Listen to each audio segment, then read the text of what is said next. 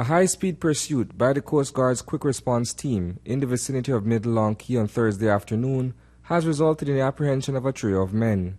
Report of an armed robbery in an area approximately 20 miles southeast of Belize City was radioed into the headquarters of the Belize National Coast Guard sometime after 12 o'clock.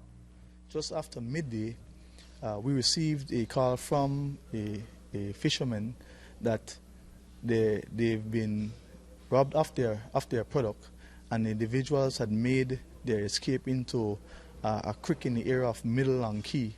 The deployment of assets was immediate, and before the pirates knew it, they were being chased by a patrol boat. Their vessel, registered as Danica, a mid-sized skiff powered by a 50-horsepower engine, would prove difficult to pin down. A game of cat and mouse followed.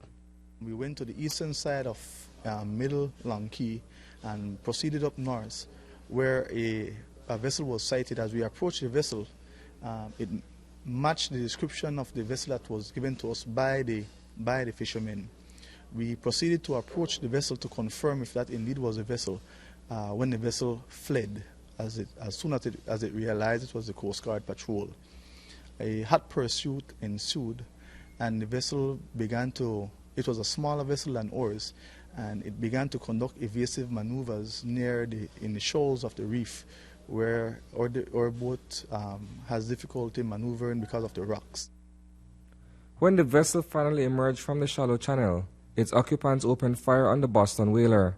The officers on board ducked for cover and returned fire, hitting the outboard engine twice. It eventually stopped, or became what we call dead in the water. So we thought it had either run out of gas or had experienced engine failure, but this was not the case.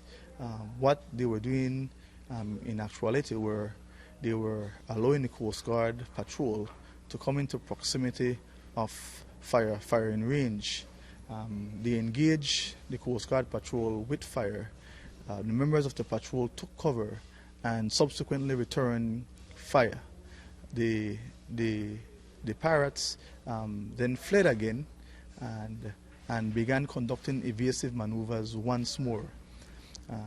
They then decided that they would make a run from the area of Rendezvous Key, where all this was happening, back to Middle Long Key, trying to make it into the creek, where it would be difficult for us to go into.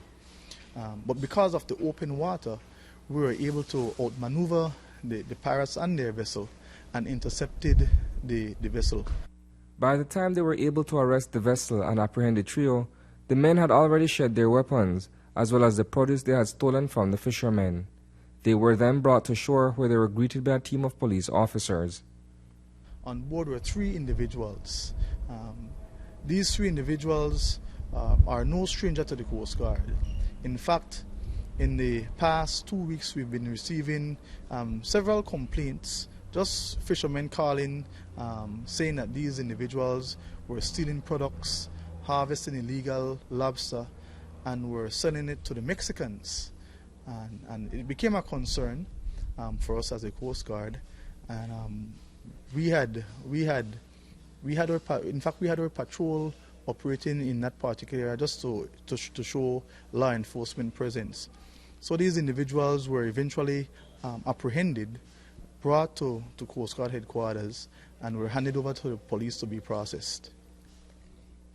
Have you ascertained the identities of these 3 individuals? Yes, their identities are known. One Mr. Murillo, Giovanni Murillo. Another individual, Mr. Tech, and Mr. Sedasi. Like I said, these individuals are no strangers when it comes to conducting illegal activities out at sea. So for us, it's just a matter of